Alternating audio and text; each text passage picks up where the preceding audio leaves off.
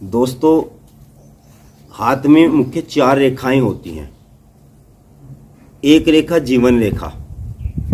जीवन रेखा होती है मणिबद्ध से निकलने वाली रेखा, जीवन रेखा कहलाती है। ये जीवन रेखा होती है, इसे कहते हैं जीवन रेखा।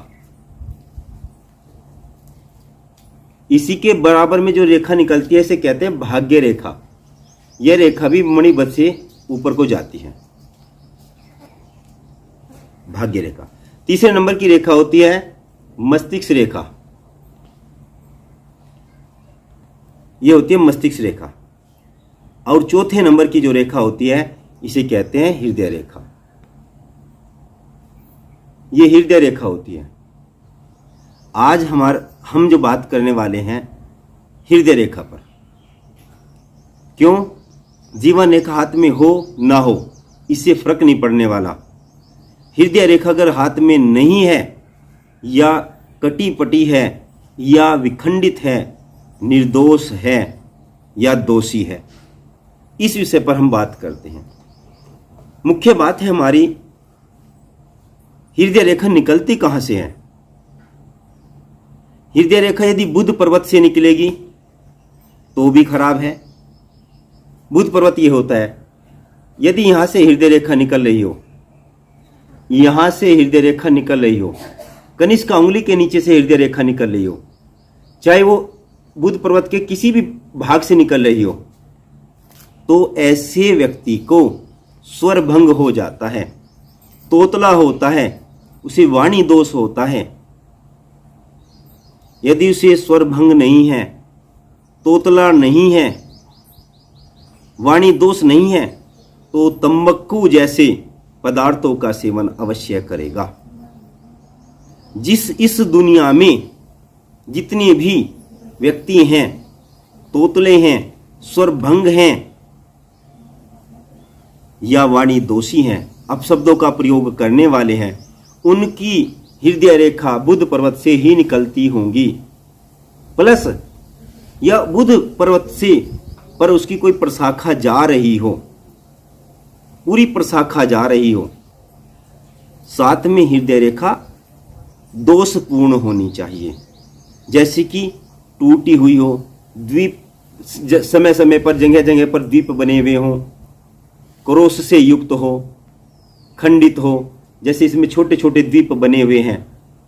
यदि इस प्रकार की रेखा है तो व्यक्ति, ये छोटे छोटे द्वीप बने हुए हैं और बुध पर्वत से निकल रही है, इसकी हृदय रेखा की कोई प्रशाखा या हृदय रेखा ही बुध पर्वत से निकल रही हो, तो जातक स्वर भंग होगा, तोतलापन होगा, वाणी दोषी होगा या उसे तंबाकू जैसे पदार्थों का सेवन करता होगा। ये पहली प्राथमिकता है।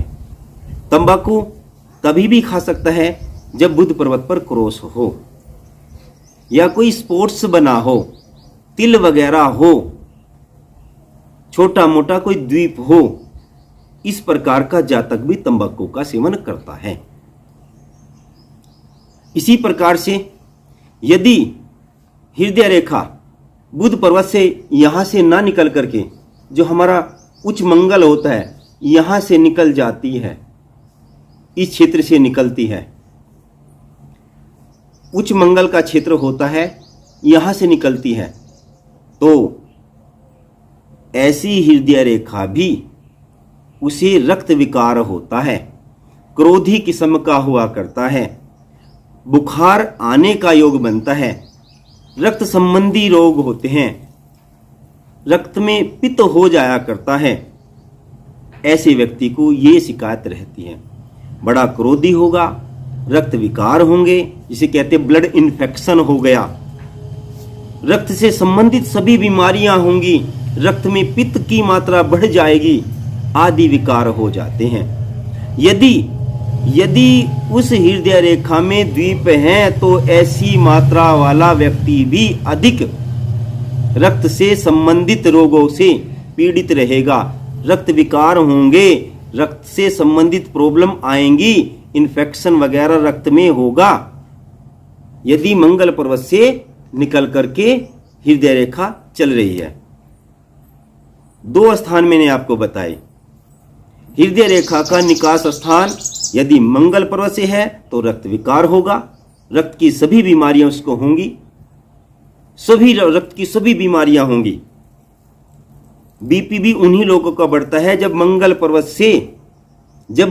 पर्वत से उच्च मंगल से हृदय रेखा निकल रही हो और निम्न मंगल बहुत स्ट्रोंग हो। ये वाला पर्वत, ये वाला भाग जो है बड़ा बाहर निकला हुआ हो, ये वाला, ये निम्न मंगल होता है, ये हमारा उच्च मंगल होता है।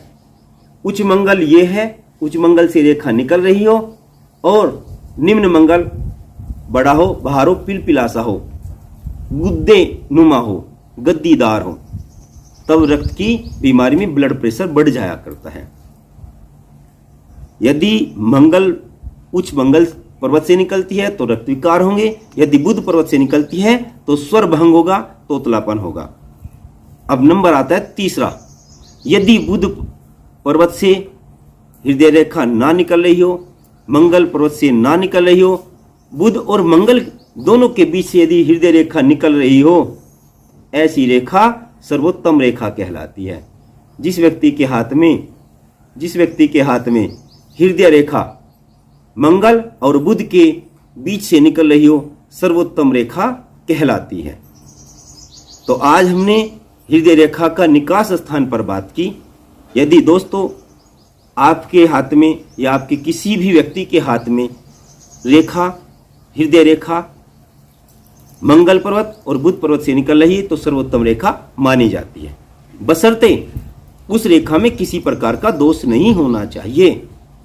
न वो द्वीप से युक्त हो, न वो खंडित हो, न वह क्रोश से युक्त हो और न ही उसके ऊपर कोई तिल मार्क आदि स्पोर्ट्स चिन्ह हो, तब सर्वोत्तम मानी जाती है। आज हमारा बस इसी विषय पर चर्चा थी। दोस्तों सभी को वंदन, सभी को नमस्कार। जय हिंद, जय भारत।